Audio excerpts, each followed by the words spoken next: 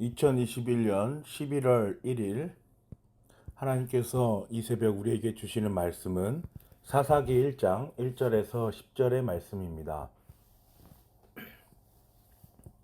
오늘 본문은 이스라엘 백성들의 지도자 여호수아가 죽은 후에 각 지파가 가나안 땅에서 벌이는 전쟁의 상황을 역사적 사실로서 기록한 말씀이며 또한 그때의 정황을 아주 상세하게 서술해내고 있습니다. 지도자가 죽은 후에 이스라엘 백성들은 하나님과 직접적인 교제를 시작합니다. 그리고 하나님께서는 바로 그 답을 주시지요. 1절과 2절입니다. 우리 가운데 어느 지파가 먼저 올라가서 가나안 사람과 싸워야 합니까? 유다 지파가 먼저 올라가거라. 내가 그 땅을 유다 지파의 손에 넘겨주었다. 전쟁을 시작하기도 전에 하나님께서는 이 유다 지파에게 승리를 선언하십니다. 승리를 완성 지으시죠.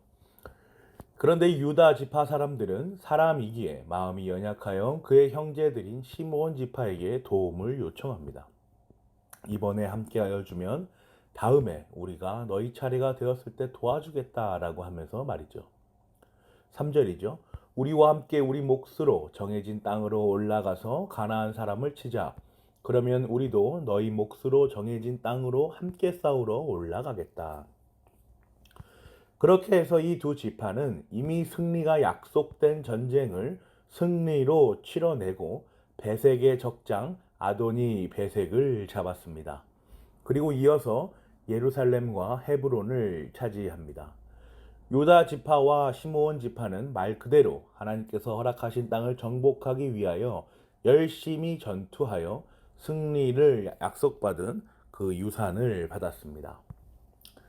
사랑하는 고향제일교회 성도 여러분, 오늘 이 말씀은 오늘날 우리에게 어떠한 교훈을 전달하여 줍니까? 우선은 무엇보다 하나님께서 택하신 자들의 삶의 모양을 추론하여 볼 수 있습니다. 하나님께로부터 택함을 받은 자들은 하나님께서 작정하신 구원 사역과 그의 섭리 가운데 벌어지는 일들을 약속으로 받습니다. 구원에 관하여서는 하나님께서 주신 특별 계시로서의 성경의 교리를 묵상하며 드러내고 또한 섭리에 관하여서는 하나님께서 주신 성경의 역사적 상황들과 또 우리의 삶의 역사들을 통하여 이렇게 확인이 되는 것이죠. 삶을 바라보고 삶을 경험하여 보니 과연 하나님께서는 이렇게 우리를 교훈하시며 다스리시는구나, 여기까지 이렇게 인도하여 내셨구나 라는 것을 배우게 되는 것이죠. 주께서 택하신 자들은 서로 연합하는 것이 무엇인지를 압니다. 연약한 자신을 깨닫고 사랑의 띠로 묶인 형제들에게 도움을 청합니다. 그리고 훗날 받은 도움을 다시 베풀 것도 잊지 않고 약속하지요. 왜냐하면 그 주 안에 있는 형제들은, 주께서 택하신 자들은 하나로 연합하여 있기 때문입니다. 그리고 또한 도움을 요청한 그 손을, 도움 요청을 받은 그 자들은 결코 뿌리치지 않습니다. 그 손을 기꺼이 잡아주며 도움을 청한 이의 부족함을 채우기 위하여 하나의 마음으로 전투에 참여합니다.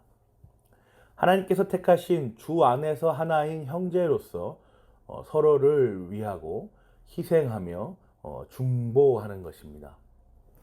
단 하나의 보편교회를 지향하는 수많은 보이는 교회들은 서로의 연약함을 나눌 줄 압니다. 또한 아무리 수가 많다 할지라도 그 많은 보이는 교회들은 이 세상의 모든 도처에 깔려있는, 그렇게 주의 사역을 감당하고 있는 그 교회들은 하나의 보편교회, 곧 무형교회이자 보이지 않는 교회로 연합할 수 있습니다. 이것이 바로 우리가 매주 고백하는 니케아 신경에도 기록되어 있는 하나이고 거룩하고 보편적이고 사도적인 교회를 우리는 믿습니다의 내용에 해당하는 것이죠. 한편 하나님께서는 일반 계시로서의 자연과 모든 피조물들, 그리고 택감받지 못한 자들의 입을 통하여서도 하나님 자신의 사역의 방법을 알려주시기도 합니다. 오늘 본문에도 그 부분이 기록되어 있지요. 7절입니다. 내가 70명이나 되는 왕들의 엄지손가락과 엄지발가락을 잘라내고 나의 식탁 밑에서 부스러기를 주어서 먹게 하였더니 하나님이 내가 한 그대로 나에게 갚으시는구나. 어떠십니까, 여러분? 하나님께서 버리기로 작정한 곧 택감받지 못한 자들은 서로의 이익을 위하여 전투합니다. 그리고 서로를 원수로 정하여 힘 대결해서 상대를 제압하는 것이 마치 순리인 것처럼, 바른 것처럼 지속적으로 끊임없이 적을 만들어냅니다. 아도니 베섹의 마지막 말을 한번 보십시오. 하나님이 내가 한 그대로 나에게 갚으시는구나. 앞서 우리는 출애굽기를 통하여 율법을 접하였습니다. 또한 성막과 그 성막에 들어가는 각 물건들을 규례대로 명령하시고 또 만드는 그 하나님의 방법을 함께 나누었습니다. 그리고 이제 오늘 본문은 한참이나 시간이 지나서 지도자 모세와 여호수아가 죽은 다음의 이야기이죠. 이 역사적 사실은 우리로 하여금 율법과 규례대로 행하시는 하나님을 떠올리게 합니다. 출애굽기 21장 12절 그리고 23절 25절 사람을 때려서 죽인 자는 반드시 사형에 처하여야 한다. 가해자에게는 목숨은 목숨으로 눈은 눈으로 이는 이로 손은 손으로 발은 발로 화상은 화상으로 상처는 상처로 멍은 멍으로 갚아야 한다. 하나님이 내가 한 그대로 나에게 갚으시는구나 라고 말한 악인의 아도니 베섹의 말을 한번 더 상기해 보십시오.